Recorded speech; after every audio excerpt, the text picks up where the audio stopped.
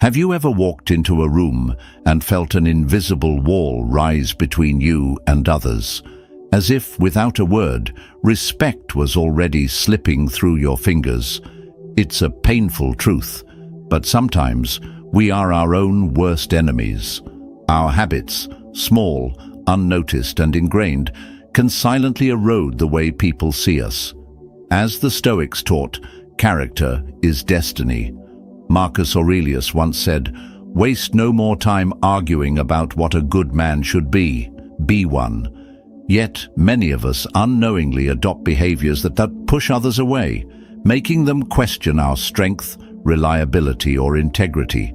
Today on Stoic Lens, we're uncovering 6 subtle but destructive habits that can make people lose respect for you instantly. These sides, just harm your reputation. They weaken your inner discipline and self-respect. But here's the good news. Awareness is the first step to mastery. By the end of this video, you'll not only recognize these toxic habits, but also learn how to replace them with stronger, more stoic principles. Are you ready to take control of the way the world sees you, starting from within? Let's begin. 1. Gossiping. Waste no more time arguing about what a good man should be one. Marcus Aurelius.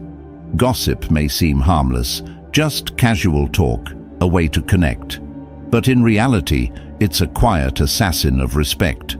The moment you speak about someone behind their back, you send a signal, not just about them, but about yourself. Those listening may laugh or nod, but deep down, a question forms. If they speak this way about others, what do they say about me? Gossip is dangerously easy. It masquerades as bonding, an innocent way to feel included. But true connection isn't built on breaking others down. It's built on trust and integrity. Seneca said, "It is a rough road that leads to the heights of greatness." Gossip is the easy road, but it leads to nowhere worth going. Think about it. Every time you discuss someone's flaws, you divert attention from your own growth.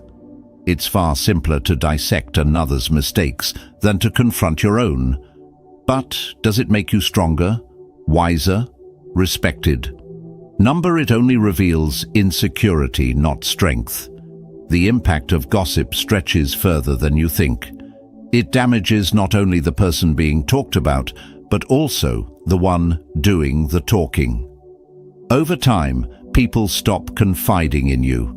Friendships become shallow, colleagues keep their distance, and you may wonder why certain relationships never deepen. The truth? They don't trust you. Not because they dislike you, but because they fear that their words and struggles will become your next topic of conversation. And in today's world, where every word can be recorded, shared and magnified, gossip carries heavier consequences than ever. A careless remark can spread like wildfire, damaging not just personal relationships, but even careers. A single moment of indulgence can have lasting effects. So ask yourself, is it worth it?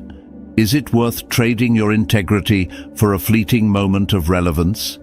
The Stoics would say no. Epictetus reminded us, "We have 2 ears and 1 mouth so that we can listen twice as much as we speak." There is strength in restraint. The next time gossip arises, challenge yourself. Instead of engaging, redirect the conversation. Say, "I'd rather not talk about them when they're not here to speak for themselves," or simply steer the discussion towards something meaningful. People will notice. They may not say it aloud, but their respect for you will grow. The man who refuses to gossip is the man others trust, admire, and turn to, not for drama, but for wisdom.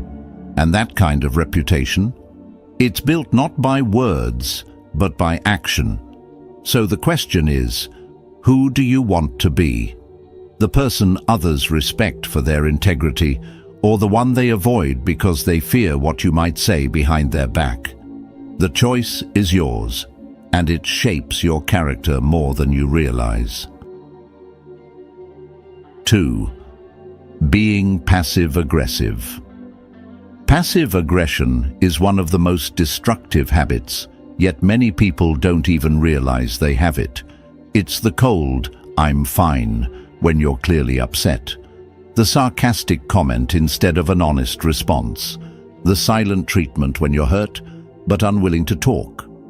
At first, it might seem like a way to avoid direct confrontation, but in reality, it's one of the fastest ways to lose respect. Passive-aggressive behavior creates confusion, frustration, and emotional distance. People can sense when you're upset, but when you refuse to communicate openly, you leave them in the dark. Instead of fostering understanding, you create tension. Instead of solving problems, you let them fester. Epictetus wisely said, "It is not what happens to you, but how you react to it that matters." When you respond to difficulties with indirect hostility rather than clarity, you hurt not just others, but yourself. Think about how many relationships, romantic, professional, or personal, have suffered because of unspoken resentment. How often have you expected someone to just know why you're upset? And when they didn't, you became even more frustrated. The harsh truth is this: no one can read your mind. Expecting people to decode your emotions rather than expressing them clearly is unfair to both you and them. Let's take an example. Imagine a man named John who constantly felt unappreciated by his partner. Instead of telling her how he felt, he would give her the cold shoulder, make snarky remarks, or sigh dramatically, hoping she'd figure it out. Over time, his behavior created so much emotional distance that she started avoiding deep conversations altogether. By the time John realized his passive aggression was pushing her away, it was almost too late. Now, ask yourself, how many of my relationships have been affected by this habit? Have people distanced themselves from me because they found it exhausting to guess what I'm really thinking? The more you avoid direct communication, the more you teach people that they can't trust you to be honest. And when trust erodes, so does respect. Marcus Aurelius once advised, "Waste no more time arguing what a good man should be. Be one." In other words, stop hiding behind emotional games. If something bothers you, address it calmly and directly. The next time you're tempted to send a passive-aggressive text like, "Wow, must be nice to have so much free time," pause. Ask yourself, what am I actually trying to say? Why can't I just be honest? Most passive-aggressive behavior is rooted in fear. Fear of confrontation, fear of rejection, fear of being vulnerable. But avoiding direct communication doesn't prevent conflict. It only delays and magnifies it. In truth, healthy conflict strengthens relationships. When handled with honesty and respect, difficult conversations build trust and understanding. This principle applies to the workplace as well. If a colleague fails to pull their weight, dropping hints or sending passive-aggressive emails won't fix the problem. A mature, respected leader addresses issues directly. No one trusts or admires a person who plays mind games or avoids difficult discussions. Respect is earned by those who communicate with clarity and confidence. So, what would change in your life if you replaced passive aggression with honest communication? The answer is simple. People would trust you more. They would respect you more. You would earn a reputation as someone who is emotionally mature, strong, and capable of handling life's challenges without resorting to silent resentment. Epictetus said, "It is impossible for a man to learn what he thinks he already knows." If you continue justifying passive-aggressive behavior, you'll never grow beyond it. You'll believe you're avoiding drama when in reality you're creating more of it. The next time you feel the urge to make a sarcastic remark, give someone the cold shoulder or drop passive hints, take a deep breath. Ask yourself, what am I really trying to achieve? Could this be resolved with an open, honest conversation? Almost always, the answer is yes. By replacing passive aggression with directness and clarity, you will not only strengthen your relationships, but also gain a deeper sense of self-respect. And at the end of the day, isn't that what we all seek? To be respected, not for the games we play, but for the strength and honesty we embody. 3. Never taking responsibility. Few things destroy respect faster than refusing to take responsibility. We've all met people who always have an excuse, blaming co-workers, bad luck, or circumstances beyond their control. Maybe at times you've caught yourself doing the same. But here's the truth. When you constantly shift the blame, you send a clear message. You are not in control of your own life. Epictetus said, "It's not what happens to you, but how you react to it that matters." Life will challenge you, but how you respond, whether by owning your actions or making excuses, defines your character. Blaming others may offer temporary relief, but it ultimately weakens you. It makes you dependent on external factors rather than your own ability to adapt and grow. Think of Michael Jordan, one of the greatest athletes of all time. He once said, "I've missed more than 9,000 shots. I've lost almost 300 games. 26 times I was trusted to make the game-winning shot and missed. I have failed over and over again, and that is why I succeed." He didn't blame referees, coaches, or teammates. He owned every failure and used it as fuel to improve. That's what separates those who are respected from those who are dismissed. Ask yourself, what could I achieve if I stopped making excuses and took full responsibility for my actions? Taking responsibility isn't about beating yourself up. It's about recognizing that you have the power to change, improve, and move forward. When you own your mistakes, people respect you more. You become reliable, trustworthy, and someone others can count on. On the other hand, if you dodge responsibility, people start distancing themselves. They see you as unreliable, someone who always has an excuse instead of a solution. In today's world, where so many avoid accountability, those who take ownership stand out. They rise higher, earn more trust, and gain more opportunities. Seneca said, "It is not because things are difficult that we do not dare. It is because we do not dare that things are difficult." Avoiding responsibility doesn't protect you, it weakens you. The next time you catch yourself making an excuse, pause.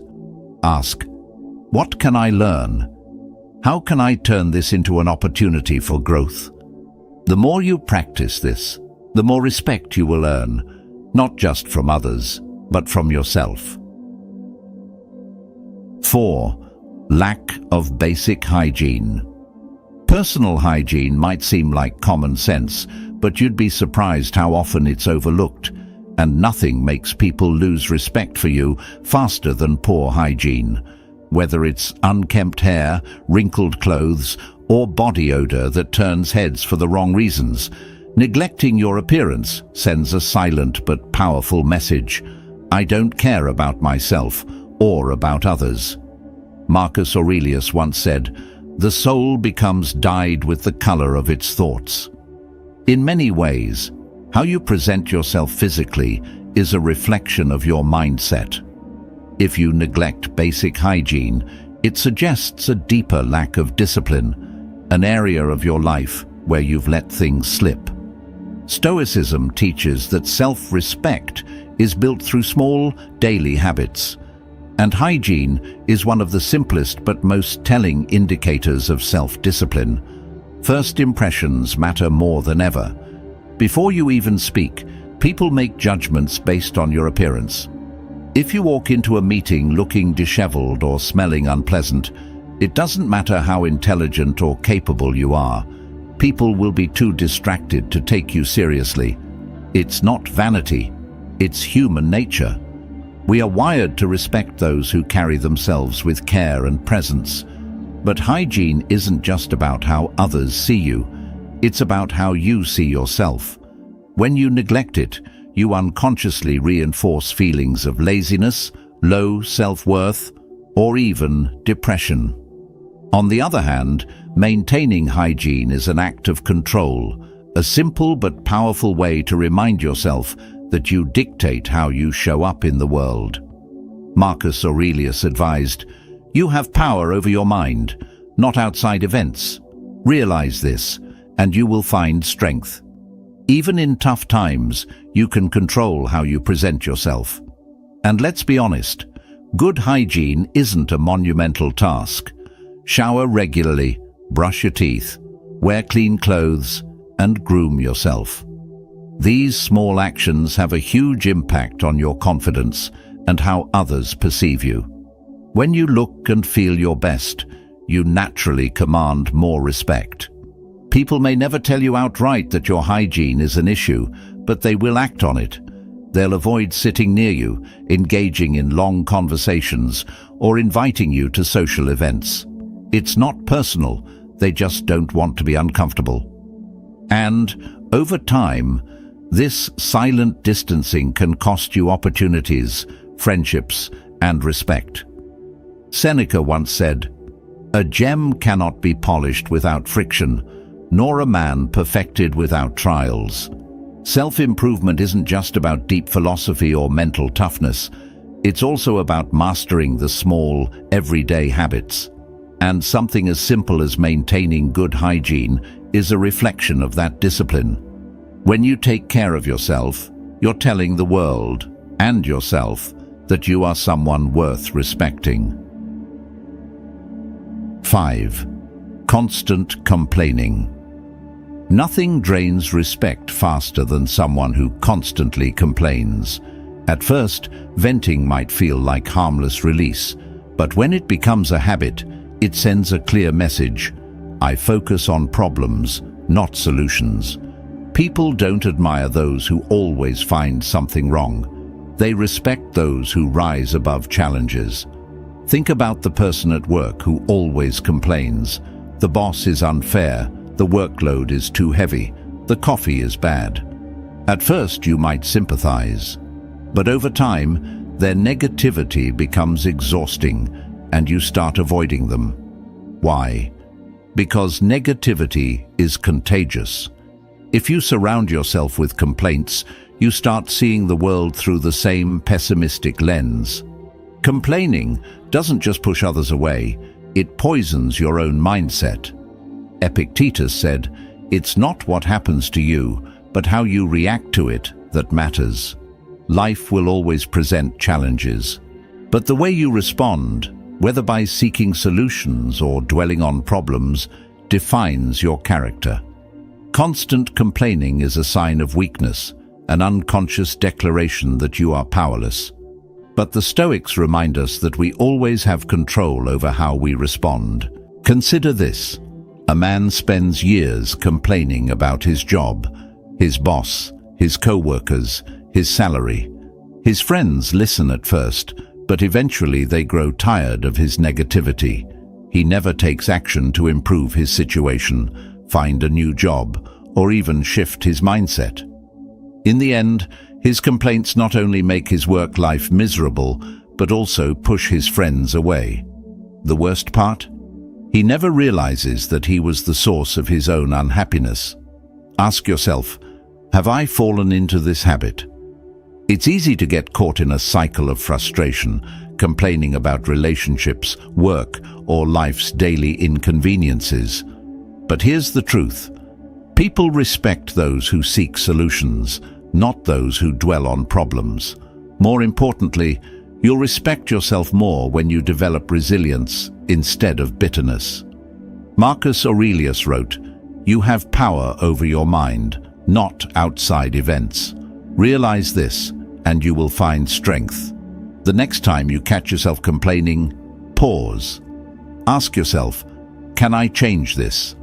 If yes, take action. If not, accept it and move on. This shift in mindset will not only improve your own life, but also change the way others see you. Complaining is a trap. It doesn't solve problems, it doesn't bring happiness, and it certainly doesn't earn respect. What does? Facing challenges with calm, strength, and wisdom. Instead of being the person who brings negativity into a room, be the one who brings solutions, perspective, and resilience. When you embody this mindset, not only will others admire you, you'll also feel more in control of your own life. And that is true power. 6. Being chronically late. It might seem like a small habit, but chronic lateness speaks volumes about who you are. When you're consistently late, whether for work, social events, or casual meetups, you send an unspoken message: my time is more valuable than yours. It may not be intentional, but that's how people perceive it, and over time, it erodes their respect for you. Seneca once said, "It is not that we have a short time to live, but that we waste a lot of it." Being late is a form of wasting time, not just your own, but also that of others. Even if you have a great excuse, habitual lateness signals that you're unreliable. People start adjusting their expectations, assuming you won't be on time. And that's not the kind of reputation you want. Think of how different it feels when someone always shows up on time. It shows they respect your time, their commitments, and themselves. Being punctual isn't just about courtesy, it's about discipline. And discipline is at the core of Stoic philosophy. Marcus Aurelius said, "Waste no more time arguing what a good man should be. Be one." Being on time is a simple yet powerful way to show integrity. Now, ask yourself, how often have you been late because you mismanaged your schedule? How many times has rushing out the door caused unnecessary stress? Chronic lateness doesn't just inconvenience others, it creates anxiety for you. Always being behind schedule puts you in a state of constant catch-up, making your entire day feel chaotic. Why put yourself through that? Why not take control of your time instead of letting it control you? There's a story about a CEO who was never late, not once. One day, at a high-level meeting, some attendees showed up late. The CEO simply stood up and said, "Time is the most valuable resource we have. If you can't respect that, you can't be part of this team." Then he walked out. The latecomers quickly realized how costly their lack of discipline had been. Punctuality is more than just a habit. It's a statement about your character. If you find yourself constantly running late, take a step back and ask why. Are you overcommitting, failing to plan, underestimating travel time? Once you identify the root cause, you can fix it. Being on time isn't about setting your alarm earlier. It's about shifting your mindset. You may have heard the saying, "Early is on time is late. Late is unacceptable." This perspective can transform the way you approach time. Instead of treating punctuality as a burden, see it as a sign of self-respect and discipline. People notice when you're reliable. They trust you more, they respect you more, and when you respect other people's time, they, in turn, respect yours. Epictetus wisely said, "Know first who you are, and then adorn yourself accordingly." If you see yourself as someone worthy of respect, you must act in a way that commands it. And few things command respect as effortlessly as showing up on time. Before we wrap up, I want to challenge you to take these lessons beyond just words. Apply them. Whether it's taking full responsibility for your actions, cutting out gossip, or showing up on time with intention, every small change shapes the person you become. Respect isn't demanded, it's earned through daily choices. Which habit will you tackle first? Share your thoughts in the comments. I'd love to hear your journey. And if this video gave you something to think about, don't forget to like and subscribe, not just for more content, but as a commitment to your own growth. Remember, self-mastery is a lifelong pursuit, not a destination. Every step forward, no matter how small, brings you closer to the person you aspire to be. Stay strong, stay disciplined, and I'll see you in the next video, where we'll dive even deeper into the mindset that leads to true respect and resilience.